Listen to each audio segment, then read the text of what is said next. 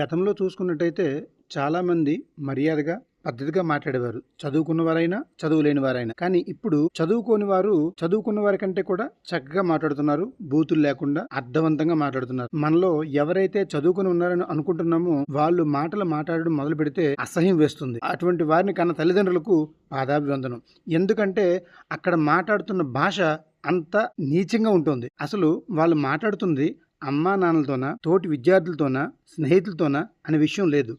ఎవరికి ఎలా తోస్తే అలా మాట్లాడుతూనే ఉన్నారు. ఎంత నీచంగా మాట్లాడుతున్నారో, ఎంత దరిద్రంగా మాట్లాడుతున్నారో తెలియదు. అయితే ఈ మాట్లాడుతున్న విధానంలో బూతులు మాట్లాడుతుంది, చెడుగా మాట్లాడుతుంది కేవలం ఆడవాళ్ళ? కాదు. పోనీ మగవాళ్ళ? కాదు. చిన్న, పెద్ద, ఆడ, మగ తేడా లేకుండా నీచాతి నీచంగా మాట్లాడుతున్నారు.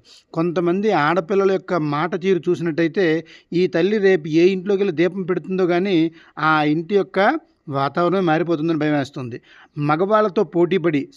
మగవాళ్ళ కంటే కూడా ఎక్కువగా బూతులు మాట్లాడుతున్నారు. ఇకపోతే మగపిల్లలు ఎందుకు ఆ విధంగా మాట్లాడుతున్నారో అస్సలు అర్థం కాదు. సమాజంలో ఉంటున్నామే, మనల్ని ఎవరైనా అబ్జర్వ్ చేస్తున్నారేమో అనే ఇంగిత జ్ఞానం కూడా లేకుండా నోటుకొచ్చినట్టు మాట్లాడుతున్నారు. మీకు నచ్చిన వ్యక్తులు ఉన్నారా? ఆ వ్యక్తులను పొగడండి. మీకు వ్యక్తి నచ్చలేదా? విమర్శించండి. ఒక స్థాయి వరకు మాత్రమే.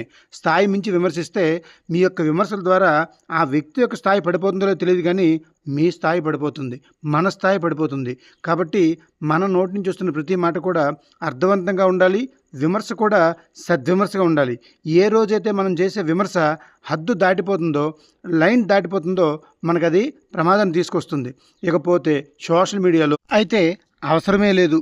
ఎంత దారుణంగా ఉంటుందో తెలీదు, జుగుప్స కలిగిస్తుందో తెలీదు. చాలా ప్రమాదకరమైన భాష మాట్లాడుతున్నారు. మన మీద మనకే అసహ్యం వేస్తుంది.